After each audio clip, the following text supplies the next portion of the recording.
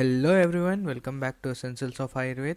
तो हमने एक सीरीज स्टार्ट किया है चरक चिकित्सा स्थान के ऊपर, जिसमें हम लोग हर चैप्टर का जो चिकित्सा वाला पार्ट है और कुछ थोड़ा सा उस चैप्टर का जो ब्रीफ है, मेन पॉइंट है, वो हम लोग डिस्कस करते हैं। मेनली जो है वो हम लोग चिकित्सा डिस्कस करते हैं, ठीक है, शॉर्ट में।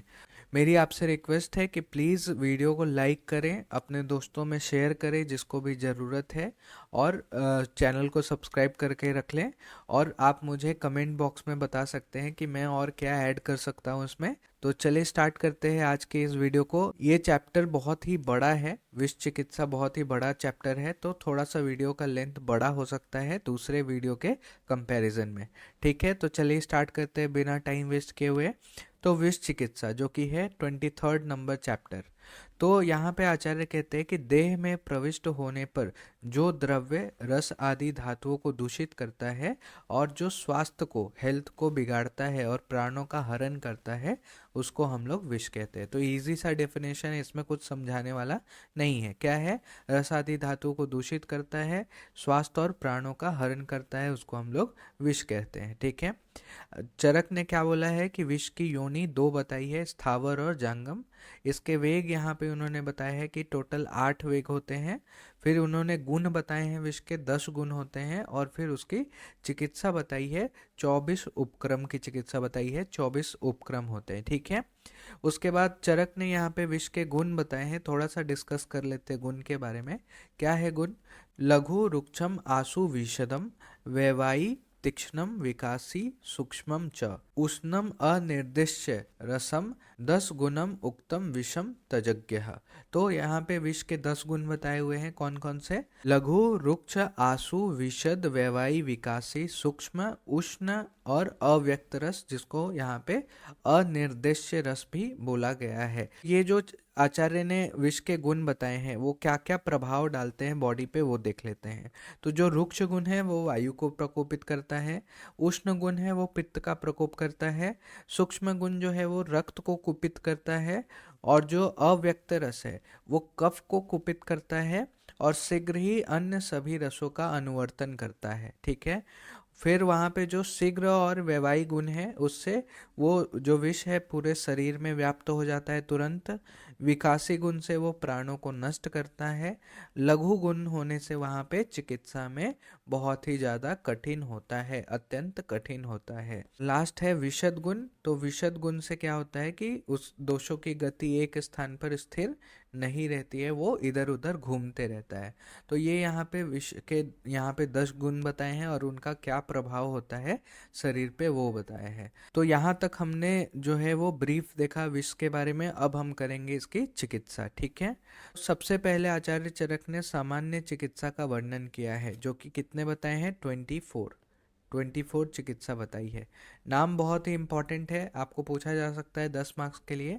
तो 24 चिकित्सा क्या क्या है? पहला है मंत्र, अरिष्ट बंधन, उत्कर्तन, निष्पीड़न, चूसन। तो आई होप इसमें से कोई में प्रॉब्लम नहीं होगा। मंत्र में मंत्र उच्चारण वगैरह करना रहता है। अरिष्ट बंधन में वहाँ पे बंधन करना रहता है रस्सी वगैरह से, ताकि जो फ्लो है वो रुक जाए, स्लो हो जाए। उत्कर्तन में वहाँ पे हम लोग को इंसिजन करके वहाँ पे वो ब्लड जो है वो बाहर निकालना रहता है। फिर निष्पीड़न, उसको दबा दबा के बाहर निकालना है। चूसन, उसको चूस के बाहर निकालना है। फिर है अग्निकर्म और परिसेचन। तो अग्निकर्म वहाँ पे दाह करना है, और परिसेचन यानी कि पानी से छिड़कना है, या फिर हम लोग उसको किसी चीज़ में डुबो के रख सकते हैं। ठीक है। अवगाह, अगेन वहाँ पे किसी चीज़ में उस पार्ट को डुबो के रखना है। फिर रक्त मोक्षण, वमन, विरेचन, ये सबको पता है। फिर उपधान, उपधान बहुत लोग को नहीं पता होगा, बता देता हूँ कि उपधान में क्या करते हैं। बेसिकली हम लोग काक पाद का चीरा लगाते हैं सिर के ऊपर, और उसके ऊपर जो तिक्त आदि द्रव्य होते हैं उसका कल्क रखते हैं। ठीक है। फिर उसके बाद हृदय आवरण, हृदय की सुरक्षा करनी है। अंजन करना है, नस्य करना है, धूम करना है। फिर अवलेह, औषधि प्रयोग, प्रशमनम, प्रतिसारण, प्रतिविष का प्रयोग, संज्ञा स्थापन, लेप, और फिर मृत संजीवन। ये यहाँ पे 24 उपक्रम आचार्य ने बताया है।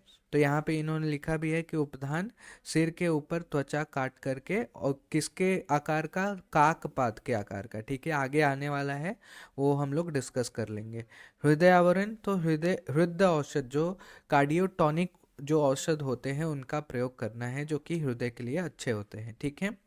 अगर विष जो है वो आमाशयगत है तो उसमें क्या कर दोगे, वमन करा दोगे। लेकिन अगर पक्वाशयगत है तो उसमें क्या कर दोगे, विरेचन करा दोगे, ठीक है। इतना कॉन्सेप्ट क्लियर है। आमाशयगत है तो वमन करा दो और पक्वाशयगत है तो विरेचन करा दो। फिर आता है कि विष से प्रभावित स्थानिक दोषों की चिकित्सा। तो आचार्य कहते हैं कि जांगल विष में आक्रांत होने पर, जांगल विष से अगर कोई व्यक्ति आक्रांत होता है तो उसमें मंत्र चिकित्सा, दंश स्थान के 4 अंगुल ऊपर धमनी बंधन मतलब मंत्र चिकित्सा करनी है। फिर अरिष्ट बंधन किया, अवमार्जन करना है वहां पे, मतलब अवमार्जन करना है मतलब उसको प्रेस करना है। जैसे जांगल विष ऊपर की ओर जा रहा है तो नीचे की ओर वहां पे हाथ से मलना है, ठीक है, मसाज करना है, उसको हम लोग अवमार्जन कहते हैं। फिर मंत्रों के द्वारा वहां पे आत्मरक्षा करनी है। जिस दोष के स्थान पे विष व्याप्त है उस स्थान में रहने वाले दोषों का प्रथम जीतना है, प्रथम चिकित्सा करनी है। तो ये हो गया स्थानिक दोषों की चिकित्सा, कुछ हार्ड नहीं है, इजी था। अब हम लोग देखते हैं दोषों के अनुसार विष की चिकित्सा, दोष के स्थान के अनुसार विष की चिकित्सा यहाँ पे उन्होंने बताया है। तो अगर विष वात स्थान में व्याप्त है तो सबसे पहले करोगे वहां पे स्वेदन, और स्वेदन करने के बाद तगर है, कुष्ठ आदि कल्क बना करके दही में घोल करके पिलाना है, ठीक है। अगर विष जो है वो पित्त के स्थान पे व्याप्त है, पित्त के स्थान पे व्याप्त है तो क्या करेंगे, मधु घृत जल मिला करके उसको पिलाएंगे और वहां पे अवगाह या फिर परिसेचन करेंगे, ठीक है, सब शीतल शीतल करना है। उसके बाद अगर विष कफ के स्थान पे व्याप्त है, कफ के स्थान पे व्याप्त है तो क्या करोगे, सबसे पहले अगेन स्वेदन करोगे, फिर वहां पे सिरावेद करोगे, रक्त मोक्षण करोगे, और रक्त का वहां पे श्राव करा करके क्षार अगध का प्रयोग करोगे। तो ये बहुत इंपॉर्टेंट है, कोई याद ना रहे, ये क्षार अगध इंपॉर्टेंट है, ठीक है। लास्ट में हम लोग योगों को एक बार एक जगह इकट्ठा करके देख लेंगे, उसका चिंता मत करो। तो सबसे पहले हमने देखा वात, अगर वात के स्थान पे है तो स्वेदन करके इन सभी द्रव्यों का कल्क बना करके दही में घोल करके पिला दो। पित्त के स्थान पर है तो उसको भी कुछ ना कुछ पिलाना है और अवगाह करा देना है और परिसेचन कर देना है। कफ के स्थान पे स्वेदन करना है और सिरावेद रक्त मोक्षण से रक्त का स्राव करके क्षार अगध का प्रयोग करना है। फिर आचार्य कहते हैं कि अगर कफ से मार्ग अवरोध होने पर, कफ से मार्ग अवरोध हो गया है तो उसकी चिकित्सा कैसे करेंगे।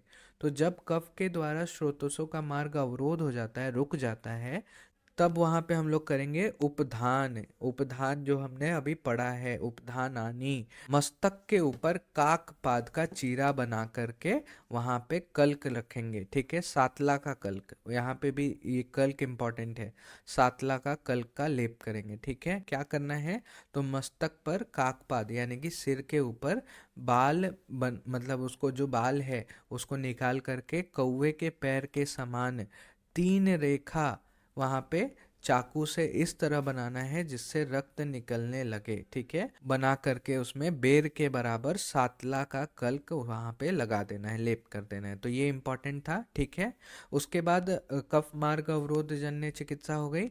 फिर वहां पे हम लोग करेंगे धूम का प्रयोग। उसके लिए यहाँ पे कुछ उन्होंने द्रव्य दिए हैं, जैसे मोर का पंख, बकुले की अस्थि, पीली सरसों, चंदन, इनका चूर्ण बना करके घी में मिला करके आग पर छोड़ करके धूम करना है, ठीक है, आग से जला करके धूम करना है।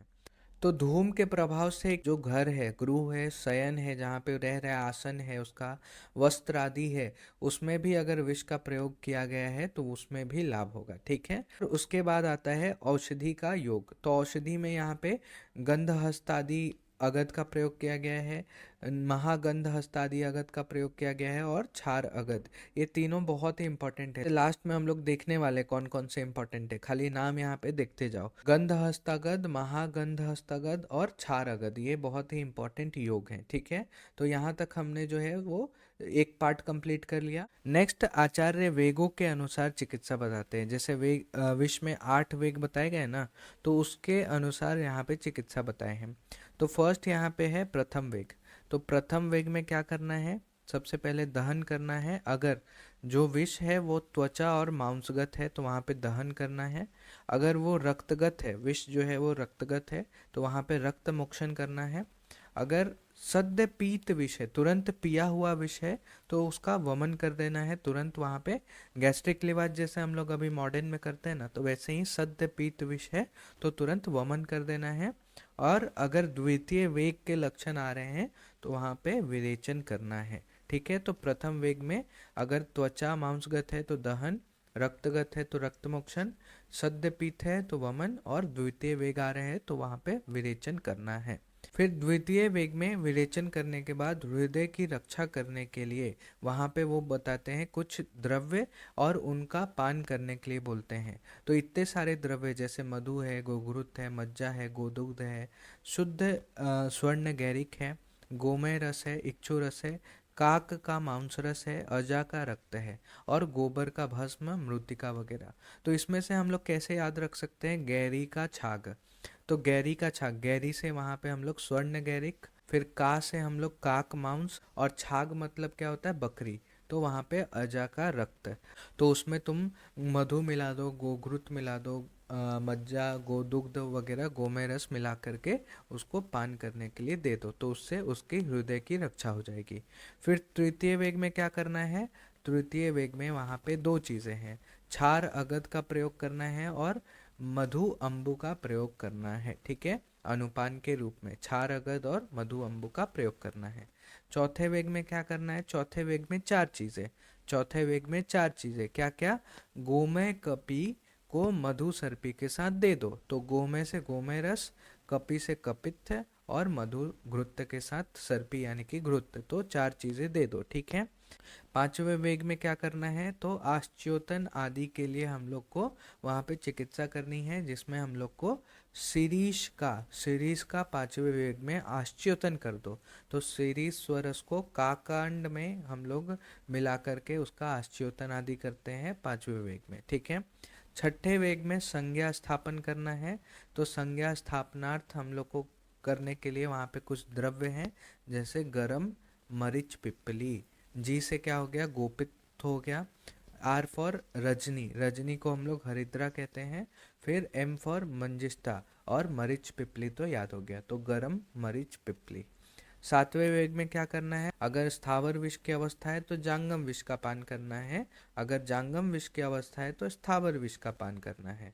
और आठवें वेग में क्या करना है, हम लोग को पलाश बीज और मयूर पित्त आधा भाग लेकर के उसको खाने के लिए देना है। ठीक है, तो ये जो है वो वेग के अनुसार चिकित्सा बताई है यहाँ पे आचार्य ने। अब चरक ने उसके बाद सर्प विषों का वर्णन किया है। ठीक है, तो सर्प विषों का वर्णन करने के बाद उनका चिकित्सा बताया है। तो पहला है दोषों के विपरीत चिकित्सा करना है। तो जब विषैले जंतु काट लेते हैं तो उनके काटने पर जिन जिन दोषों के लक्षण की अधिकता दिखाई पड़े, तो उन उन दोषों के विपरीत गुण वाले औषधियों से चिकित्सा करनी है। ठीक है, इजी है कि जो भी दोष के लक्षण दिखाई दे रहे हैं, जैसे कफ के दोष के लक्षण दिखाई दे रहे हैं, तो कफ के गुणों के विपरीत वाले द्रव्यों से उसकी चिकित्सा करनी है। ठीक है, तो फर्स्ट आता है हमारे पास वातिक विष। तो ये वातिक विष के लक्षण दिए गए हैं, जैसे हृदय में वेदना, जकड़ाहट, जो सिराएं हैं उसमें तनाव डेवलप हो रहा है, और जो शरीर है वो श्याव वर्ण का हो जा रहा है आदि, ये सभी लक्षण दिख रहे हैं। तो इसकी चिकित्सा कैसे करनी है, तो व्रण के ऊपर वहाँ पे खंड, खंड क्या होता है, तो गुड़ की जो डली होती है उसके भीतर का जो सबसे कड़ा भाग होता है वो खंड होता है, उसका लेप करना है। तो व्रण के ऊपर हमें क्या करना है, उसका खंड का लेप करना है। ठीक है, वात नाशक जो तेल होते हैं उससे अभ्यंग करना है, स्वेदन करना है, नाड़ी शाक और तुच्छ धान जो होते हैं उनसे वहाँ पे सेक करना है, और भ्रूणीय चिकित्सा का प्रयोग करना है।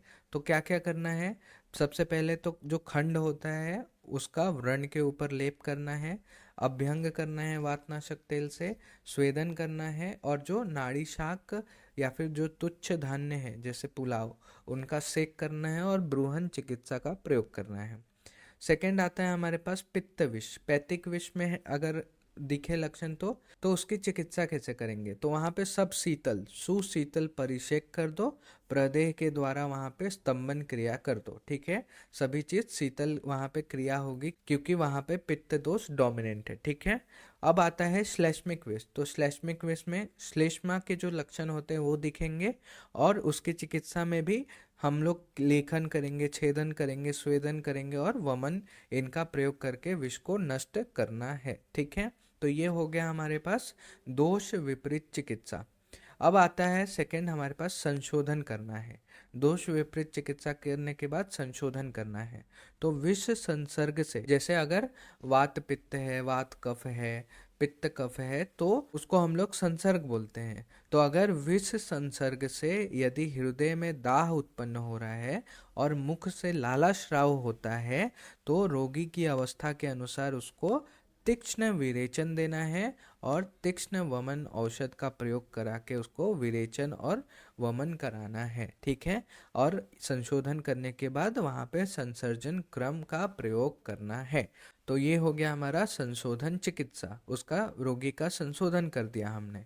उसके बाद करना है नस्य का प्रयोग। तो यदि विष सिर प्रदेश में व्याप्त हो तो क्या करना है, वहाँ पे उसको नस्य देना है। नस्य के लिए वहाँ पे इन्होंने द्रव्य बताए हैं, भारंगी है, काली तुलसी वगैरह का मूल लेकर के उसका कपरछंड चूर्ण बनाना है और उससे प्रधमन नस्य उसको देना है। ठीक है, तो नस्य करने के बाद आचार्य जो है वो काक पद के द्वारा सिर और पैर में मांस का प्रयोग बताते हैं। तो कहते हैं कि अगर कोई व्यक्ति है उसके अगर सिर प्रदेश में किसी जंगली विषैले जीव जंतु ने काट लिया, तो काकपद कहाँ पे लगाना है? उसके पैर में काकपद लगाना है, और फिर जो मुर्गा होता है, कौवा होता है, या फिर मोर के रक्त मिले हुए मांस को बांध देना है वहाँ पे काकपद के स्थान पे। और अगर किसी व्यक्ति के पैरों में किसी जंगली जानवर, विषैले जानवर ने काट लिया, तब हम लोग सिर के ऊपर काकपद लगाएंगे, काकपद का चीरा लगाकर वहाँ पे मोर के रक्त से मिले हुए मांस को बांध देंगे। तो यहाँ पे काकपद के द्वारा सिर और पैर में मांस का प्रयोग हो गया। अब उसके बाद यहाँ पे आचार्य स्थान के अनुसार विष प्रभाव की चिकित्सा बताते हैं कि कंठ प्रदेश में कुछ लक्षण दिखें तो वहाँ पे चिकित्सा कैसे करनी है। आमाशय, पक्वाशय, रसगत, रक्तगत, मांसगत और संपूर्ण धातुगत। तो उसकी चिकित्सा के लिए कुछ वहाँ पे उन्होंने द्रव्य बताए हैं, उनका प्रयोग करना है। तो ये उतना इम्पोर्टेंट नहीं है क्योंकि इतने सारे द्रव्य याद नहीं रहेंगे, एक बार खाली पढ़ लेते हैं। तो पहला है कि अगर कंठ प्रदेश में प्रभाव है विष का, तो कैथ की गुदी का चूर्ण लेना है, उसको मधु और चीनी मिला करके दे देना है। ठीक है, अगर अमाशयगत है तो तगर का एक पल चूर्ण लेना है, उसको मधु चीनी मिला करके दे देना है। अगर प्रभाव जो है वो विष का प्रभाव पक्वाशयगत है तो पिपली, हल्दी, दारू हल्दी, मंजिष्ठा इनका समान भाग में चूर्ण लेना है और उसको गौह का पित्त में पीस करके पिलाना है। ठीक है, विष का प्रभाव रसगत हो गया है तो गोह के सूखे रक्त और सूखे मांस का चूर्ण बनाना है और कैथ की गुदी के रस के साथ पीने के लिए देना है। और अगर विष जो है वो रक्तगत है तो वहाँ पे लसोड़ा का मूल, गूलर की कोमल पत्ती और माल कंगनी के कोमल पत्तियों को जल में पीस करके देना है। अगर विष का प्रभाव मांसगत है तो वहाँ पे खदीर अरिष्ट को मधु में मिला करके पिलाना है। और अगर संपूर्ण धातुगत है तो बरियार का मूल, ककही का मूल, महुआ, मुलेठी और तगर इनके समान भाग में चूर्ण लेना है और जल में पीस करके पिलाना है। ठीक है, ये उतना इम्पोर्टेंट नहीं है, छोड़ सकते हैं हम लोग। फिर आता है शंका विष। शंका विष क्या होता है? किसी एक व्यक्ति को डार्क रूम में रखो, अंधकार रूम में रखो, उसको क्या करो, कांटा चुभा दो। ठीक है, तो उसके मन में डर उत्पन्न होगा और डर के कारण उसको क्या लगेगा कि किसी विषैले जंतु ने उसको काट लिया है। अभी इस भय के कारण उसके शरीर में विष का वेग बढ़ेगा, उसका बॉडी वैसे ही रिस्पॉन्स करेगा जैसा कि सांप काटने के बाद करता है। असल में उसको किसी भी विष का संबंध नहीं होता है, उसका संबंध नहीं होता है, किसी सांप वगैरह ने नहीं काटा है, लेकिन उसमें क्या हो जाती है, मानसिक विकृति हो जाती है जिसके कारण शंका मात्र से ही उसमें ज्वर, वमन, मूर्छा, दाह, ग्लानि ऐसे लक्षण वहाँ पे उत्पन्न होते हैं और इसी को हम लोग कहते हैं संकाविष। इसकी चिकित्सा कैसे करनी है?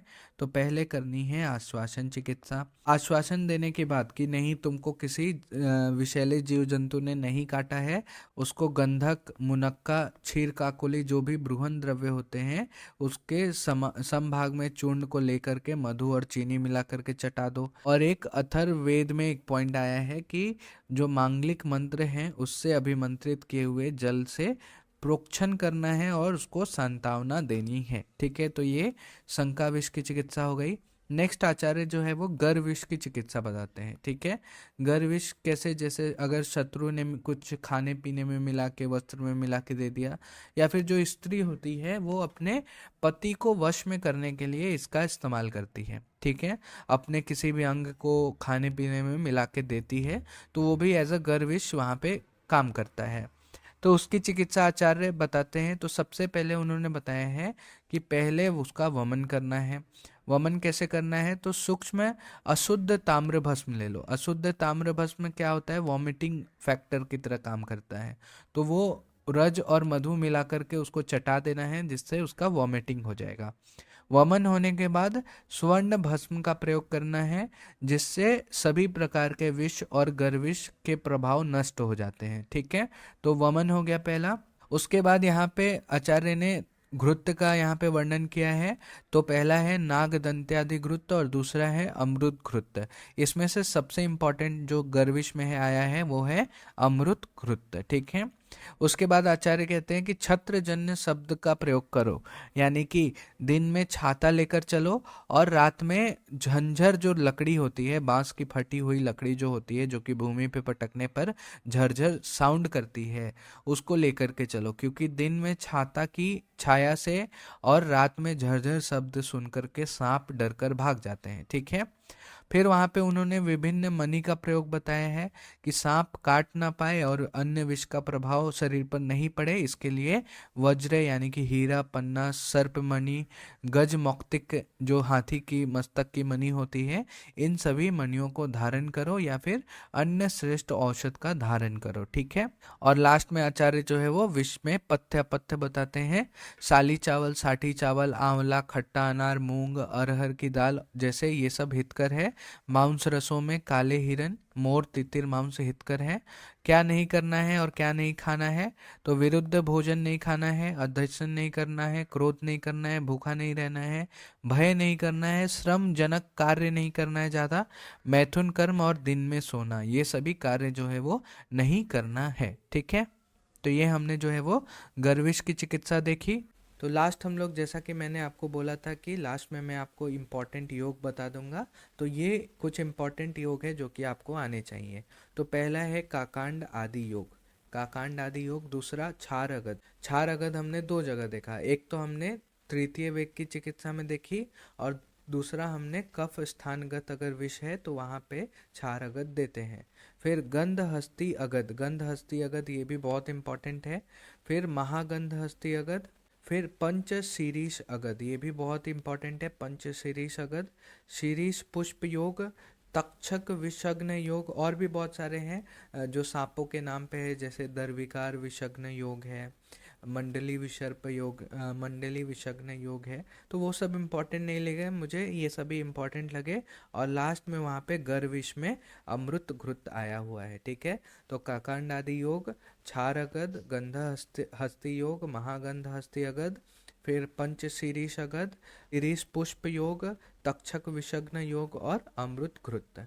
तो ये हमने विष चिकित्सा का रिवीजन कर लिया। Thank you, hope you like the video. Please do like, share and subscribe, और प्लीज़ वीडियो को लाइक करें, इस कमेंट करें कि आपको कैसा लग रहा है वीडियो, ताकि मैं आगे और भी इम्प्रूवमेंट करते जाऊँ। Thank you.